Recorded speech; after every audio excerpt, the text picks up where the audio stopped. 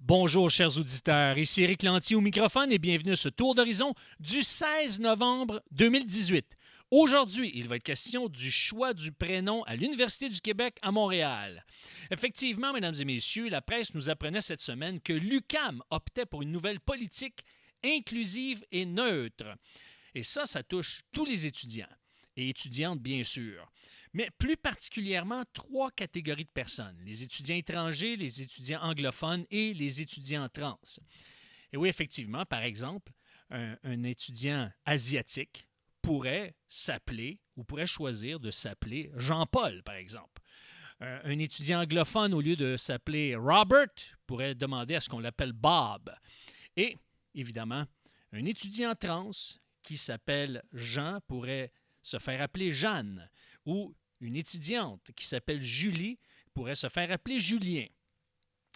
Et ce qui arrive, mesdames et messieurs, c'est qu'on est en train de satisfaire des gens, des catégories de gens qui réclament une adaptation, une certaine souplesse pour pouvoir s'adapter à de nouvelles réalités. Et donc, lorsqu'il s'agit des étudiants trans, on va donner des noms de gars à des filles et des noms de filles à des gars. Donc, des garçons qui se considèrent filles vont dire, ben moi, je veux avoir un nom de fille puisque je ne suis pas en vérité un garçon.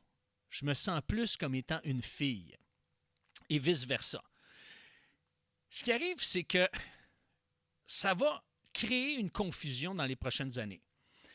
On est dans une société qui évalue l'impact au présent, rarement l'impact au futur. Je m'explique.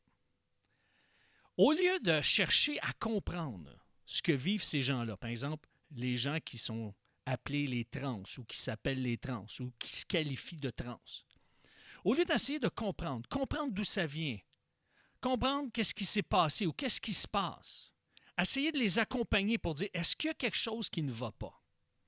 Eh bien, on trouve une solution temporaire pour tenter de pallier au malaise qui se vit à l'intérieur de ces personnes-là.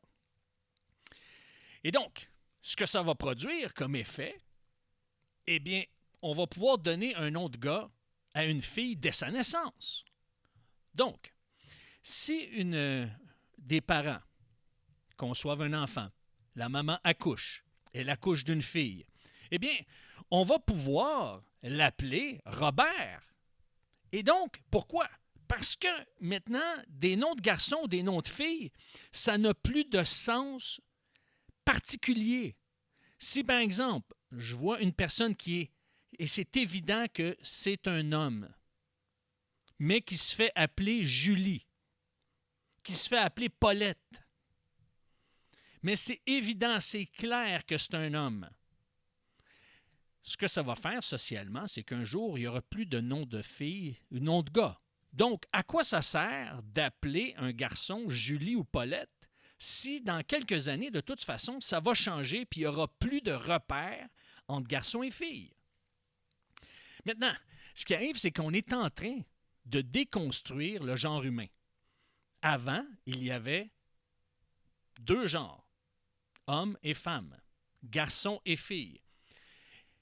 Et là, ce qu'on est en train de faire, c'est qu'on est en train de solutionner un problème sans diagnostic, sans trouver la source, sans trouver la cause. Et c'est là, mesdames et messieurs, que ça m'inquiète. Dans le fond, là, on est une société qui ne veut pas prendre soin. On veut opérer, on veut produire ou faire des opérations sans avoir à prendre soin des gens.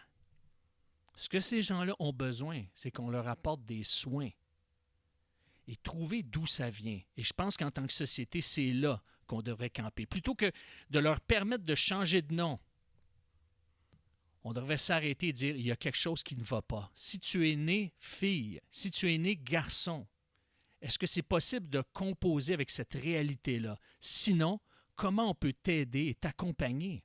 Et je pense que c'est beaucoup plus là qu'on doit opter en tant que société. Et je le dis avec compassion. Justement, je veux qu'on touche la souffrance de ces gens-là et qu'on aille au fond du besoin, du réel besoin. C'est là le cri que je vous lance. Vous avez le droit de ne pas être d'accord avec moi et c'est pour ça que je vous invite à écrire en bas de l'écran vos commentaires dans le respect. Sur ce, chers auditeurs, eh bien, je vous dis à la semaine prochaine. Merci et au revoir.